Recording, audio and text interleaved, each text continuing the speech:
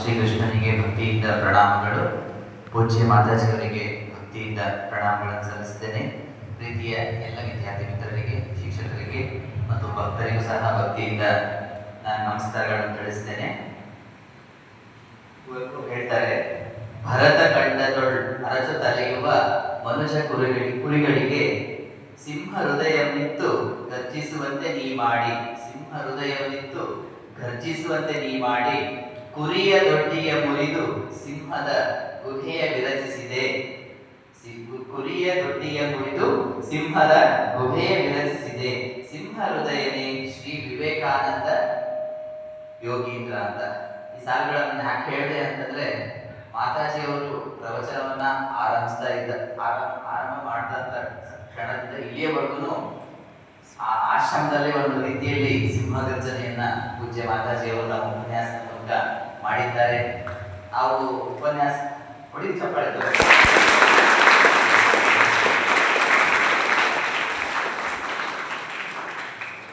ಮಾತಾಜಿಯವರು ಎಷ್ಟು ಚೆನ್ನಾಗಿ ಅದ್ಭುತವಾಗಿ ನಿಮಗೆಲ್ಲ ಉದ್ದೇಶಿಸಿ ಮಾತಾಡಿದ್ರು. ಮಾತಾಜಿಯವರು ಒಂದು ವಿಷಯವನ್ನು ಬಹಳ ವಿಶೇಷವಾಗಿ ಹೇಳಿದ್ರು.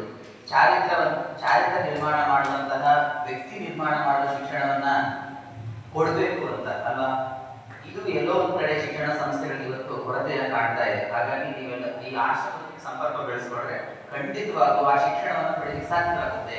ಚಾರಿತ್ರ ನಿರ್ಮಾಣದ ಮೂಲಕ ವ್ಯಕ್ತಿ ನಿರ್ಮಾಣ ಆಗುತ್ತೆ. ವ್ಯಕ್ತಿ ನಿರ್ಮಾಣದ ಮೂಲಕ ಸಮರ್ಥ ಮತ್ತು ಸದೃಢ ರಾಷ್ಟ್ರ ನಿರ್ಮಾಣ ಆಗುತ್ತೆ ಅಂತ ಪೂಜ್ಯ ಮಾತಾಜಿ ತಿಳಿಸ್ಕೊಟ್ಟಿದ್ದಾರೆ. ಮೊಬೈಲ್ ಟಿವಿಯನ್ನು ಬಿಟ್ಟು ಪುಸ್ತಕವನ್ನು ಹಿಡೀರಿ ಅನ್ನುವಂತ ಒಂದು ಕರೆಯನ್ನು ಕೊಟ್ಟಿದ್ದಾರೆ. ಮೊಬೈಲ್ ಬಿಡಿ, ಪುಸ್ತಕ ಹಿಡೀರಿ. ಆ ತತ್ವವನ್ನು ಎಲ್ಲರೂ ಪಾಲಿಸಿ ಅಂತ ನಾನು ಕೇಳ್ಕೊಳ್ತೇನೆ. ನಮ್ಮೆಲ್ಲರ ಮೈಯಲ್ಲಿ ಹರಿತಿರೋ ರಕ್ತ ಯಾವುದು? ಋಷಿ ಮುನಿಗಳ ರಕ್ತ ಅಂತ ಹೇಳ್ಬೋದು. ಅದೇ ರೀತಿಯಲ್ಲಿ ಒಂದು ಆದರ್ಶವನ್ನು ಇಟ್ಕೊಂಡು ನಾವು ಬದುಕಬೇಕು. ಆ ಆದರ್ಶವನ್ನು ಇಟ್ಕೊಂಡು ಬಂದಾಗ ನಾವು ಸಹ ಆದರ್ಶ ವ್ಯಕ್ತಿಗಳಾಗಲಿಕ್ಕೆ ಸಾಧ್ಯವಾಗುತ್ತೆ ಅಂತ ಹೇಳ್ಬೋದು. ಮತ್ತೆ ಸ್ವಾಮೀಜಿಯವರ ಸಮಗ್ರ ಜೀವನ ಚರಿತ್ರೆಯನ್ನ, ಅವರ ಕೃತಿಗಳನ್ನ ಅಧ್ಯಯನ ಮಾಡಬೇಕಂತ ಪೂಜ್ಯ ಮಾತಾಜಿಯವರು ತಿಳಿಸ್ಕೊಟ್ರು. ಮತ್ತೆ ಬ್ರಹ್ಮಚರ್ಯದ ಮಹತ್ವ ತಿಳಿಸ್ಕೊಟ್ರು. ಮತ್ತೆ ಶಕ್ತಿಯ ಜೀವನ, ದೌರ್ಬಲ್ಯವೇ ಮರಣ ಎನ್ನುವ ವಿಷಯವಾಗಿ ಮಾತನಾಡಿದ್ರು. ಮತ್ತು ವಿದ್ಯಾರ್ಥಿ ಜೀವನದಲ್ಲಿ ಯಶಸ್ವಿಯಾಗಲಿಕ್ಕೆ ಬಹಳ ಮುಖ್ಯವಾದ ಅಂಶ ಅಂದ್ರೆ ಏಕಾಗ್ರತೆ ಅಲ್ವಾ. ನೀವು ಏನೇ ಓದ್ತಿರೋದು ಮನಸ್ಸು ಒಂದ್ ಕಡೆ ಸ್ಥಿರವಾಗಿದ್ರೆ ಮಾತ್ರ ಓದಿದ ನೆನಪಿರ್ಲಿಕ್ಕೆ ಸಾಧ್ಯವಾಗುತ್ತೆ. ಹಾಗಾಗಿ ಏಕಾಗ್ರತೆಯ ಬಗ್ಗೆ ಪೂಜ್ಯ ಮಾತಾಜಿಯವರು ಅನೇಕ ವಿಷಯಗಳನ್ನ ತಿಳಿಸ್ಕೊಟ್ರು. ಹೀಗೆ ಅನೇಕ ನಿಮ್ಮ ವ್ಯಕ್ತಿತ್ವ ನಿರ್ಮಾಣಕ್ಕೆ ಸಂಬಂಧಪಟ್ಟ ಹಾಗೆ ಅನೇಕ ವಿಷಯಗಳನ್ನ ಪರಮ ಪೂಜ್ಯ ಮಾತಾಜಿಯವರು ಸಿಂಹಗರ್ಜನೆಯ ರೂಪದಲ್ಲಿ ನಮ್ಮೆಲ್ಲರಿಗೂ ಗುಣಪಡಿಸಿದ್ದಾರೆ. ಪೂಜ್ಯ ಮಾತಾಜಿಯವರು ಹುಬ್ಬಳ್ಳಿಯ ಶ್ರೀಮಾತಾ ಆಶ್ರಮದಿಂದ ಆಗಮಿಸಿದ್ದಾರೆ. ಹುಬ್ಬಳ್ಳಿ ಎಷ್ಟು ದೂರ ಅಲ್ವಾ, ಅಲ್ಲಿಂದ ಪೂಜ್ಯ ಮಾತಾಜಿಯವರು ನಿಮಗೋಸ್ಕರ ಬಂದಿದ್ದಾರೆ. ಮತ್ತೆ ಸಂಜೆ ಭಾಗವತ ಸಪ್ತಾಹ ಕಾರ್ಯಕ್ರಮ ನಡೀತಾ ಇದೆ. ಆ ಕಾರ್ಯಕ್ರಮಕ್ಕೆ ಪೂಜ್ಯ ಮಾತಾಜಿಯವರು ಬಂದಿದ್ದಾರೆ. ಪೂಜ್ಯ ಮಾತಾಜಿಯವರು ಅಲ್ಲಿ ಹುಬ್ಬಳ್ಳಿಯಲ್ಲಿ ಶ್ರೀಮಾತಾ ಆಶ್ರಮ ಅಂತ ಆರಂಭ ಮಾಡಿಕೊಂಡು ಅಲ್ಲಿ ದಿವ್ಯತೆಯ ಸೇವೆಯನ್ನು ಮಾಡ್ತಾ ಇದ್ದಾರೆ. ಪೂಜ್ಯ ಮಾತಾಜಿಯವರು ಅವರ ಹೆಸರು ಪೂರ್ಣ ಹೆಸರು ಪೂಜ್ಯ ಮಾತಾಜಿ ತೇಜೋಮಯಿ ಅಂತ. ಅವರು ಅನೇಕ ವರ್ಷಗಳಿಂದ ದಿವ್ಯತೆಯ ಸೇವೆಯನ್ನು ಮಾಡ್ತಾ ಬರ್ತಾ ಇದ್ದಾರೆ. ಪೂಜ್ಯ ಮಾತಾಜಿಯವರಿಗೆ ನಿಮ್ಮೆಲ್ಲರ ಪರವಾಗಿ, ಆಶ್ರಮದ ಪರವಾಗಿ ಗೌರವಪೂರ್ವಕ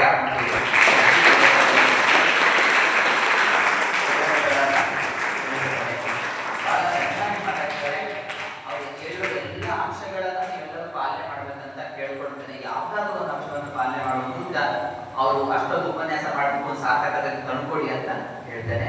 ಅದೇ ರೀತಿಯಲ್ಲಿ ಈ ನಿಮ್ಮನ್ನ ಎಲ್ಲರನ್ನು ಕಳಿಸ್ಕೊಟ್ಟಂತಹ ಸ್ವಾಮಿ ವಿವೇಕಾನಂದ ವಿದ್ಯಾಸಂಸ್ಥೆಯ ಆಡಳಿತಾಧಿಕಾರಿಗಳಾದಂತಹ ಶ್ರೀಮತಿ ಪ್ರವೀಣಾ ಮೇಡಮ್ ಅವರು ಮತ್ತು ನಿಮ್ಮೆಲ್ಲರನ್ನ ಅತ್ಯಂತ ಕಾಳಜಿಯಿಂದ ಕರೆದುಕೊಂಡು ಬರುವ ಶ್ರೀ ನಾಗೇಶ್ ಸರ್ ಅವರು ಮತ್ತು ನೀವೆಲ್ಲರಿಗೂ ಸಹ ಜೋರ ಚಪ್ಪಾಳೆ ಆಗಮಿಸಿರುವ ಎಲ್ಲ ಪೀಳಿಗೆಯ ಸದಸ್ಯರಿಗೂ ಸಹ ಭಕ್ತಿಯಿಂದ ಮತ್ತು ಗೌರವಪೂರ್ವಕ ವಂದನೆಗಳನ್ನ ಮತ್ತು ಸ್ವಯಂ ಸೇವಕರಿಗೂ ಸಹ ನಾನು ಭಕ್ತಿಯಿಂದ ನಮಸ್ಕಾರಗಳನ್ನು ತಿಳಿಸ್ತೇನೆ. ಒಂದು ಪ್ರಕಟಣೆ ಏನಿದೆ ಅಂದ್ರೆ, ಪ್ರತಿದಿನ ಸಂಜೆ ಆಲ್ರೆಡಿ 3 ದಿನದಿಂದ ಶ್ರೀಮದ್ ಭಾಗವತ ಸಪ್ತಾಹ ಕಾರ್ಯಕ್ರಮ ನಡೀತಾ ಇದೆ. ಕೃಷ್ಣ ಕುಡಿಸಿದ್ದೇವೆ ಅಲ್ವಾ. ಹಾಗಾಗಿ ಸಂಜೆ ಹೊತ್ತು ಕಾರ್ಯಕ್ರಮ ಇರುತ್ತೆ. ಇವತ್ತು ಸಂಜೆ, ಇವತ್ತು 2-3 ದಿವಸ ಆಗಿದೆ, ಇನ್ನು 4 ದಿವಸ ಇದೆ. ಇವತ್ತು, ನಾಳೆ, ನಾಡದ್ದು, ಭಾನುವಾರದವರೆಗೂ ಕಾರ್ಯಕ್ರಮ ಇರುತ್ತೆ. ದಯವಿಟ್ಟು ನೀವು ಮತ್ತು ನಿಮ್ಮ ಪೇರೆಂಟ್ಸ್ ಇನ್ಫಾರ್ಮೇಶನ್ ಕೊಟ್ಟು ಪೇರೆಂಟ್ಸ್ ಅನ್ನು ಕರ್ಕೊಂಡು ಬರ್ಬೇಕಂತ ವಿನಂತಿ. ಪೂಜ್ಯ ಮಾತಾಜಿಯವರು ಇವತ್ತು ಭಜನೆ ಮತ್ತು ಉದ್ಧವ ಗೀತೆ ಅಂತ ಶ್ರೀಮದ್ ಭಾಗವತ ಅನ್ನುವಂತ ಒಂದು ಸತ್ಗ್ರಂಥ ಇದೆ. ಆ ಸತ್ಗ್ರಂಥದಲ್ಲಿ ಬರುವಂತ ಉದ್ಧವ ಗೀತೆ ಎಂಬ ವಿಷಯವಾಗಿ ಪೂಜ್ಯ ಮಾತಾಜಿಯವರು ಉಪನ್ಯಾಸ ನಡೆಸಿಕೊಡ್ತಾರೆ. ದಯವಿಟ್ಟು 5:15ಕ್ಕೆ ಬರಬೇಕಾಗಿ ವಿನಂತಿ. 5:30 7 ಮುಕ್ಕಾಲವರೆಗೂ ಕಾರ್ಯಕ್ರಮ ಇರುತ್ತೆ. ನೀವು ಮತ್ತು ನಿಮ್ಮ ಪೇರೆಂಟ್ಸ್ಗೂ ಈ ಇನ್ಫಾರ್ಮೇಶನ್ ಕೊಟ್ಟು ಮಾಹಿತಿಯನ್ನು ಕೊಟ್ಟು ಅವರನ್ನು ಸಹ ಆಶ್ರಮಕ್ಕೆ ಕರ್ಕೊಂಡ್ಬರುವ ಪ್ರಯತ್ನವನ್ನು ದಯವಿಟ್ಟು ಪ್ರತಿಯೊಬ್ಬ ವಿದ್ಯಾರ್ಥಿಯು ಮಾಡಬೇಕಾಗಿ ವಿನಂತಿಸಿಕೊಳ್ಳುತ್ತೇನೆ. ಮತ್ತೆ ಕೆಲವು ಪ್ರಕಟಣೆ ಇದೆ. ಹೊರಗಡೆ ಪುಸ್ತಕ ಮಳಿಗೆಯಲ್ಲಿ ಯಾವುದು ಚೈತನ್ಯ ಚಿಲುಮೆ ಅಂತ ಒಂದು